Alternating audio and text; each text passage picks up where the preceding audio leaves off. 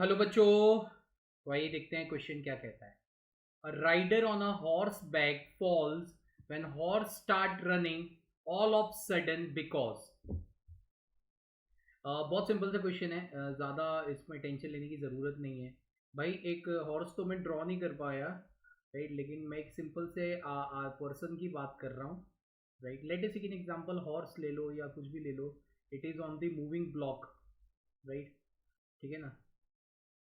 Horse ले लो, horse तो मैं ड्रॉ नहीं कर पाऊंगा, काफी टाइम कंज्यूम हो जाएगा, लेकिन let us take an example कि person this is moving on the block, right. अब suddenly rider on the when a horse start running, अब ये रुका हुआ है, सडनली जब चलने लगेगा तभी आदमी पीछे गिर जाता है।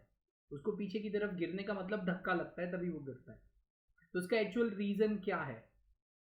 देखो, सबसे पहले तो मैं इनर्शिया के बारे में एक्सप्लेन करना चाहता हूँ। इनर्शिया अगर मैं हिंदी में कहता हूं तकलीफ, अब आप बोलोगे तकलीफ क्या है? तकलीफ बहुत सिंपल सी चीज है, राइट। ऑब्जेक्ट अपने पुराने स्टेट में रहना चाहता है, लेकिन, राइट, ऑब्जेक्ट अपने पुराने स्टेट में रहना चाहता है लेकिन कोई एक एक्सटर्नल फोर्स आके उसका स्टेट चेंज कर रहा है, राइट, ठीक है ना। उसको रेस्ट से मोशन में ला रहा है।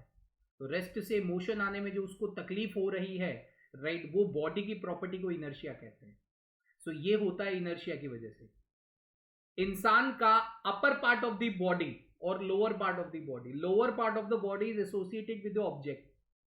तो इंसान जब ऑब्जेक्ट के साथ मूव करना स्टार्ट करता है तो लोअर पार्ट बॉडी के साथ स्टक रह जाता है, लेकिन ऊपर वाला पार्ट जो है, समझ में आ रहा है, it is free as because of inertia of rest, right. Object अपनी पुरानी पोजीशन में, जैसे हम बस के नीचे बैठते हैं, बस में सीट पे बैठते हैं, तो हमारी सीट को जो आदत है, हम जहां बैठे हैं, राइट, उसको तो आदत हो गई है गाड़ी चलने की, अचानक ब्रेक लगेगी, राइट, समझ में आ रहा है ना, ठीक है ना। अचानक उसने ब्रेक लगाई, लेकिन हमारी बॉडी को तो पुराने स्टेट में रहने की आदत हो गई थी, तो वो चलने लगेगा, फटाक टकराए।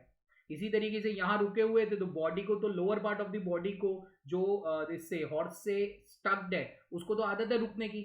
अब अचानक चलेंगे तो वो तो फंस जाएगा, लेकिन आगे वाला हिस्सा फ्री है, वो ऐसे पीछे चला गया। So rider is taken back wrong. Rider is suddenly afraid of falling wrong.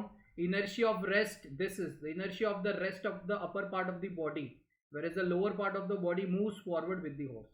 So the third option है, that will be the perfect answer to this specific question. Hope so you'll understand this question, बच्चा जी. Thank you and all the best.